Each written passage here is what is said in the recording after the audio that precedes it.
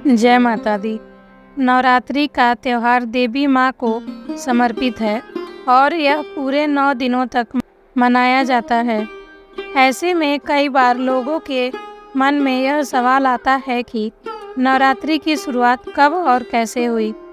इस संदर्भ में कई पौराणिक कथाएं प्रचलित हैं। हिंदू धर्म में नवरात्रि का पर्व बेहद महत्वपूर्ण है। नवरात्रि का पर्व पूरे 9 दिनों तक मनाया जाता है, जो संपूर्ण रूप से माँ दुर्गा देवी को समर्पित होता है। कैसे हुई रामनवमी की शुरुआत। एक नगर में एक ब्राह्मण रहता था। वह माँ भगवती दुर्गा का परम भक्त था। उसकी एक कन्या थी। ब्राह्मण नियम पूर्वक प्रतिदिन दुर्गा की पूजा और यज्ञ किया करता था। सुमति अर्थात ब्राह्मण की बेटी प्रतिदिन इस पूजा में भाग लिया करती थी।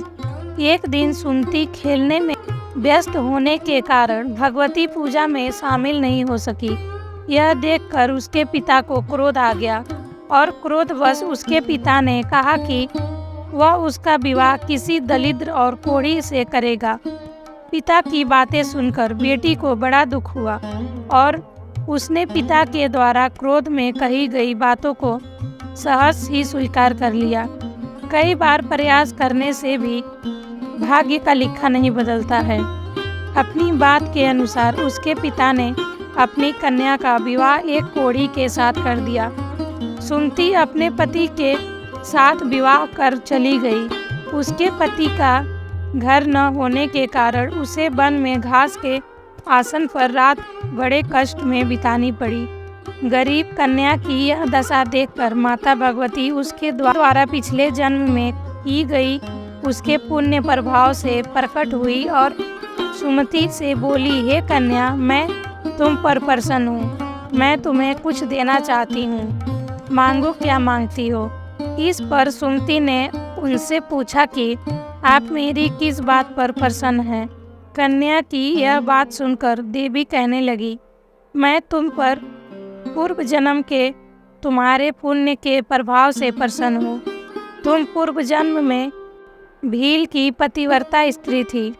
एक दिन तुम्हारे पति भील द्वारा चोरी करने के कारण तुम दोनों को सिपाहियों ने पकड़कर जेल खाने में कैद कर दिया था।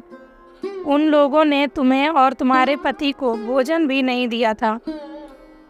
इस प्रकार नवरात्र के दिनों में तुमने न तो कुछ खाया और न ही जल पिया। इसलिए 9 दिन तक नवरात्र व्रत का फल तुम्हें प्राप्त हुआ। हे ब्राह्मणी, उन दिनों अनजाने में जो व्रत हुआ, उस व्रत के प्रभाव से प्रसन्न होकर आज मैं तुम्हें मनवांछित वरदान दे रही हूँ। कन्या बोली, अगर आप मुझ पर प्रसन्न हैं तो कृपा करके मेरे पति को कोढ़ दूर कर दीजिए। माता ने कन्या की यह इच्छा शीघ्र पूरी कर दी। उसके पति का शरीर माता भगवती की कृपा से रोगहीन हो गया।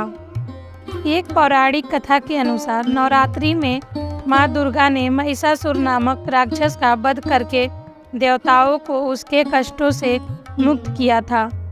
महिषासुर ने भगवान शिव की आराधना करके आदित्य शक्तियाँ प्राप्त कर ली और तीनों देव अर्थात ब्रह्मा, विष्णु और महेश उसे हराने में असमर्थ थे।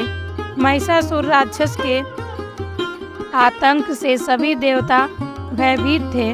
उस समय सभी देवताओं ने अपनी अपनी शक्तियों को मिलाकर दुर्गा को अवतरित किया। अनेक शक्तियों के तेज से जन्मी माता दुर्गा ने महिषासुर का वध कर सबके कष्टों को दूर किया। तो ऐसे हुई नवरात्रि की शुरुआत। जय माता दी।